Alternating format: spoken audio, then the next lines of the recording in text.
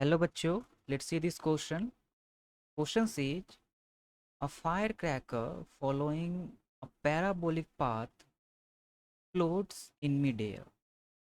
The center of mass of all the fragments will follow a path.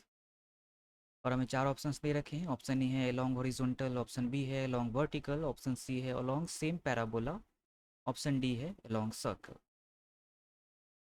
तो हमें कहा गया है कि एक फायर क्रैकर है जो एक पैराबोलिक पाथ फॉलो कर रहा था. तो कुछ वो ऐसा पाथ वो इनिशियली फॉलो कर रहा था और मान लिया कि वो यहाँ पर था.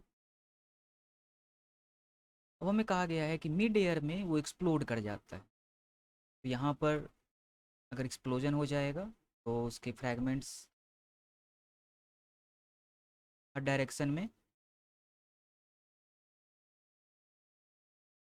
मूव करने लगेंगे. अलग अलग डायरेक्शन में उसके फ्रैगमेंट्स मूव करने लगेंगे. तो हमें पूछा गया है कि जो फ्रैगमेंट्स का जो सेंटर ऑफ मास है उसका पाथ अब क्या होगा, क्योंकि सारे जो फ्रैगमेंट्स है वो तो अलग अलग डायरेक्शन में मूव करने लगे हैं. तो इन फ्रैगमेंट्स का सेंटर ऑफ मास किस डायरेक्शन में मूव करेगा. तो इस क्वेश्चन को सॉल्व करने में जो हम की कंसेप्ट यूज करेंगे वो हमारा होगा मोशन ऑफ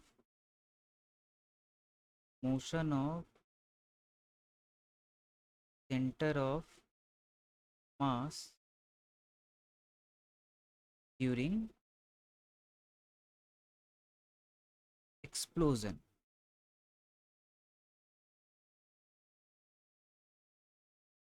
अब एक्सप्लोजन के बारे में हमें एक बात पता होनी चाहिए कि एक्सप्लोजन होने पे जो फोर्सेस इन्वॉल्व होती है एक्सप्लोजन में वो होती है इंटरनल फोर्सेस. कोई भी एक्सटर्नल फोर्स इन्वॉल्व नहीं होता है एक्सप्लोजन में. और अगर सेंटर ऑफ मास के मोशन के लिए हम न्यूटन्स इक्वेशन लिखे तो वो हमारा होता है F external is equal to mass of the body multiplied by acceleration of the centre of mass. तो सेंटर ऑफ मास के एक्सेलरेशन में किसी भी तरह का चेंज लाने के लिए हमें एक्सटर्नल फोर्स की रिक्वायरमेंट होती है. इंटरनल फोर्सेस के कारण सेंटर ऑफ मास का मोशन चेंज नहीं होता है. तो अगर एक्सेलरेशन जीरो होगा, यहाँ पर एक्सटर्नल फोर्स जीरो है. एक्सटर्नल फोर्स हमें एक ही लग रहा है इस बॉडी पर, और वो क्या है, वो हमारा ग्रेविटेशनल फोर्स होगा. वो एम जी के इक्वल होगा. और ये हर पॉइंट पे लगेगा, ये आगे भी लगेगा. तो इस एक्सटर्नल फोर्स के कारण तो बॉडी हमारी पैराबोलिक पाथ फॉलो कर ही रही है. इसके अलावा कोई दूसरा एक्सटर्नल फोर्स हमारे बॉडी पर नहीं लग रहा है, सेंटर ऑफ मास पर नहीं लग रहा.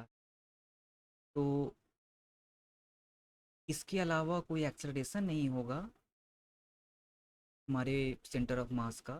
सेंटर ऑफ मास किस स्टेट ऑफ मोशन में थी इस स्टेट ऑफ मोशन को मेंटेन करेगी. किस पाथ को वो फॉलो कर रही थी उसी पाथ को वो फॉलो करेगी. फॉलो कर रही थी पैराबोलिक पाथ को, अब भी वो पैराबोलिक पाथ को फॉलो करेगी. हमारा ऑप्शन सी करेक्ट हो जाएगा. Hope you understood it well. Best of luck.